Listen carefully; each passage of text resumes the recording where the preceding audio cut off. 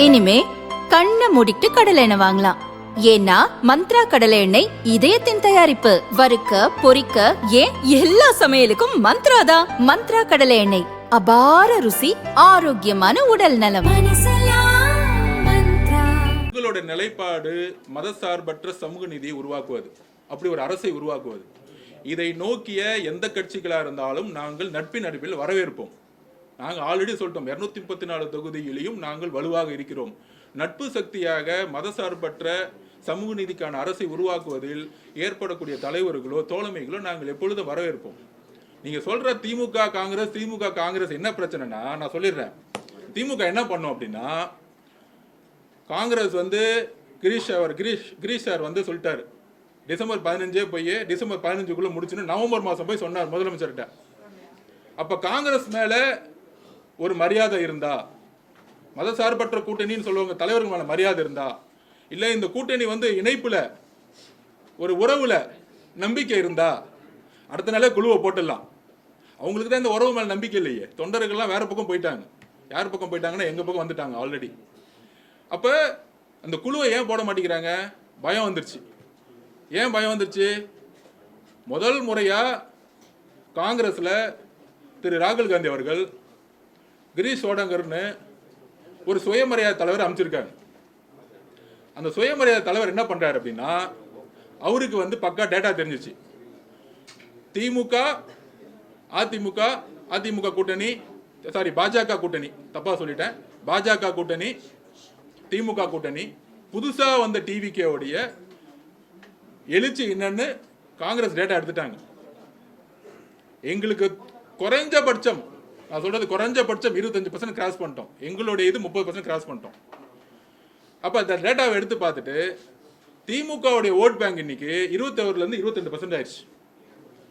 அப்ப அவங்க என்ன நினைக்கிறாங்க, 67க்கு அப்புறம் காமராஜ் ஆட்சி உருவாக்கணும்னா இந்த ஆட்சியில அவங்க பங்கு பெறணும்னு நினைக்கிறாங்க. இது ஒவ்வொரு காங்கிரஸ்ல இருக்கக்கூடிய தொண்டனுடைய 50 வருஷ கனவு. நடுவில் இருக்க தலைவர்கள் விட்டுருங்க, அந்த தலைவர்கள் இப்படி பேசுவாங்க அப்படி பேசுவாங்க. ஆனா தொண்டர்களோட விருப்பத்துக்கு கிரீஷ் சோடங்கர் குரல் கொடுக்கிறார். அந்த குரலை கேட்டவொடனே திமுக பயம் வந்துருச்சு. என்ன பயம்? ஐயோ ஆட்சியில் பங்கு அதிகார பங்கு கேட்டா மொத்த கஜனாவும் இன்னைக்கு குடும்பம் போயிட்டு இருக்கு, நாளைக்கு அமைச்சர்ல உட்காந்துட்டு கொஸ்டின் கேட்பாங்க. எனக்கு அப்புறம் என் பையன் தான் முதலமைச்சர் ஆகணும். இந்த கூட்டணி கட்சிகளுக்கு அமைச்சரவை பதவி கொடுத்துட்டா பிஜேபிக்கு பிரச்சனை. பிஜேபி உள்ள வந்துடும். எப்படி? காங்கிரஸ்க்கு அமைச்சரவை கொடுத்துட்டா முஸ்லீம் லீக்குக்கோ, அண்ணன் ஜவஹர்லால் அண்ணனுக்கோ, கம்யூனிஸ்ட் தோழர்களாக இருக்கிற வாசுகி அம்மாக்கோ, பிசிகேவில் இருக்க நம்ம தோழர்கள் அமைச்சரை கொடுத்துட்டா பிஜேபி தமிழ்நாட்டுக்குள்ள உள்ள வந்துடும்.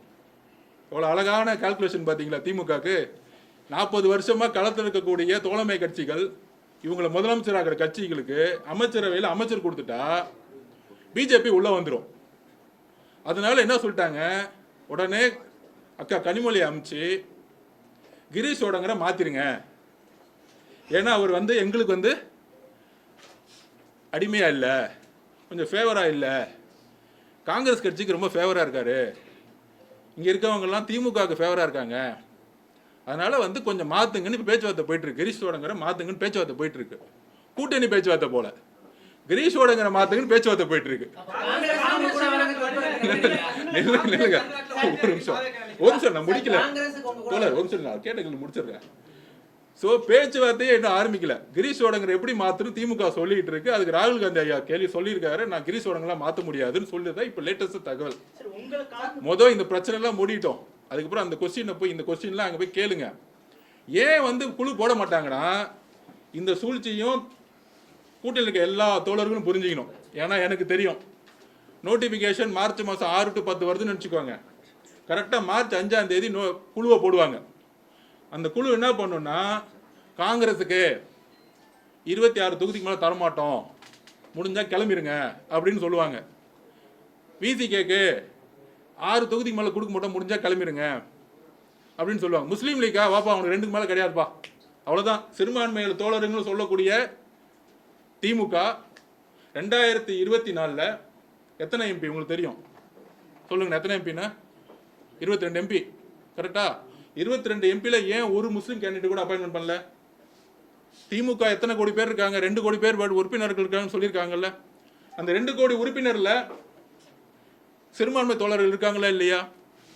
ஏன் ஒரு முஸ்லீம் கூட வந்து திமுகவில் வந்து முஸ்லீம் தோழர்களை எம்பியா நின்று கேண்டிடேட்டா அனௌன்ஸ் பண்ணல? ராஜிபா கொடுப்பாங்க, கூட்டணியில் இருக்கவங்க கொடுப்பாங்க.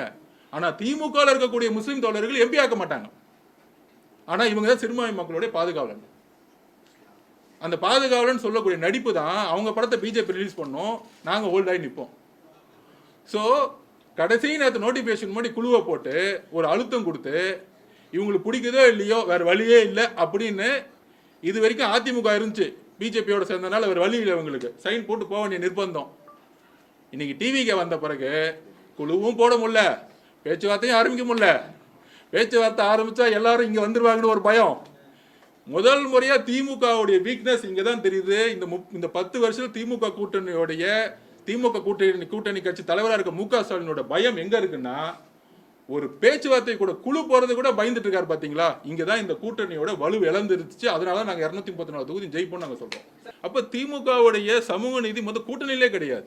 தன்னுடைய அதிகாரத்தை வந்து வெறும் பணம் பலத்தை, என்கிட்ட பணம் இருக்கு உங்ககிட்ட பணம் இல்லை, எங்களுக்கு செல்வாக்கு இருக்குன்னு சொல்லிட்டு இந்த கூட்டணியே ஒரு சமூக நீதி இல்லாத கூட்டணி.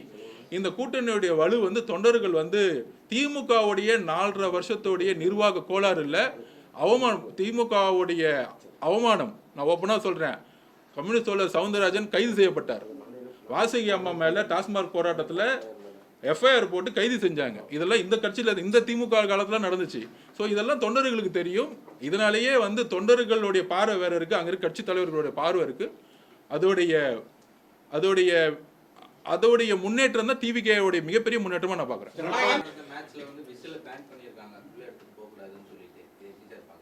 இன்னைக்கு சேப்பாக்கத்தில் பேன் பண்ணுவாங்க, நாளைக்கு பஸ் கண்டக்டருக்கு பதிலாக விசிலுக்கு பதிலாக வேற ஏதாச்சும் கொடுப்பாங்க என்ன, அப்புறம் போலீஸுக்கு விசில்லாம் பிடிங்கிடுவாங்க.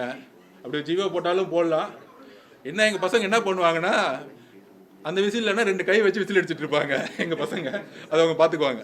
எந்த விதமான அனுபவமே இல்லாமல் ஒரு 18 மாதத்தில் ஒரு துணை முதலமைச்சர் ஆகி அவர் தான் எதிர்காலம்னு சொல்லும் போது அவருக்கு பேராசன்னு உங்களுக்கு தெரியாது. தன்னுடைய இண்டஸ்ட்ரியை விட்டுட்டு கட்சியை 0லேருந்து ஸ்டார்ட் பண்ணி பிரச்சாரத்தை உருவாக்கி மக்கள்கிட்ட போயிட்டு இவ்வளோ % ஓட் பேங்க் இருக்குன்னா மக்களுடைய ஆதரவை பேஸ் பண்ணி நாங்கள் ஒரு கால்குலேஷன் சொல்லிட்டு இருக்கோம். நான் பேசிட்டு இருக்கேன். அது அப்படி தேவையில்லை. நீங்கள் எம்ஜிஆரை பார்க்கும்பொழுது எல்லாரும் இதே தான், அண்ணன் செங்கோட்டை என்ன தான் கேட்டேன். அப்போ நான் பிறக்கல, அண்ணன் சொல்லிட்டு இருந்தேன். இப்போ நாங்கள் ரிசல்ட் வர வரைக்கும் யாருமே எங்களை நம்பலை. நடிகர் கட்சின்னு சொன்னாங்க, அவர் பேச தெரியாதுன்னு சொன்னாங்க, விமர்சனம் பண்ணாங்க, ரொம்ப கீழ்த்தரமாக பேசுவாங்க, அசிங்கமாக வாய்க்குசுற மாதிரி திமுக மேடையில் பேசுவாங்க. ஆனால் இதெல்லாம் மீறி அன்னைக்கு தமிழக மக்களுடைய பெண்களுடைய ஓட்டு மூலியமா அவர் ஜெயிச்சாரு. இதே தான் என்டிஆரோட ஸ்டோரி. 83 98 என்டிஆர் வந்து கட்சி உருவாக்கும் பொழுது கேண்டிடேட்டே இல்லைன்னு சொல்லுவாங்க, இந்த கேண்டிடேட்லாம் ஜெயிப்பாரான்னு. ஆனால் 200 தொகுதிக்கு மேலே ஜெயிச்சார். ஸோ இதெல்லாம் வரலாறு. இந்த வரலாறு திருப்பி 50 வருஷம் உருவாகுங்கிறது தமிழக மக்கள் நம்புறாங்க, நாம நம்புறோம். அதை நாங்கள் உறுதியாக மக்களுடைய எங்களுடைய பிரச்சாரத்தை சொல்றோம். நாங்கள் ஜெயிப்போங்கிறது மக்கள்கிட்ட நாங்கள் சொல்றோம். மக்களுடைய கமிட்மெண்ட்டும் அதனால தான் அதிகமாக இருக்கு. இப்போ இளைஞரணி மாநாடு போட்டாங்களே, அது மாநாடை நீங்கள் பார்த்தீங்களா? எப்படி கூட்டிட்டு வந்தாங்கன்னு தெரியுமா உங்களுக்கு? அப்போ ஒவ்வொரு கூட்டமும் திமுக வந்து ஒரு பஸ்ல இருந்தோ கவர்மெண்ட் பஸ்ல கூட்டிட்டு வராங்க, லாரியில கூட்டிட்டு வராங்க, மக்களை வந்து கூட்டிட்டு வந்து உட்கார வைக்கிறதுக்கே பெருசா பாக்குறாங்க. ஆனா இன்னைக்கு வந்து தலைவருடைய பிரச்சாரத்துக்கு லட்சக்கணக்கில் வரக்கூடிய, நீங்க மதுரை மாநாடு நீங்க எல்லாரும் வந்திருப்பீங்க, 309 ஏக்கர்ல எங்களுக்கு வந்து இது வரைக்கும் அப்படி தமிழக எந்த கட்சியும் அந்த ஒரு மாநாடு நடத்தினால அவ்வளவு பெரிய பப்ளிக் பிரசன்ஸ் இருந்தல. இதை நாங்கள் உறுதியாக நம்புறோம். இல்ல இந்த மாற்றம் எலெக்ஷன் ரிசல்ட் அன்னைக்கு உங்களுக்கு புரியும். அன்னைக்கு நீங்க சொல்லுவீங்க. அன்னைக்கு நான் உங்க பிரஸ் கான்ஃபரன்ஸ் கூப்பிடுறேன்.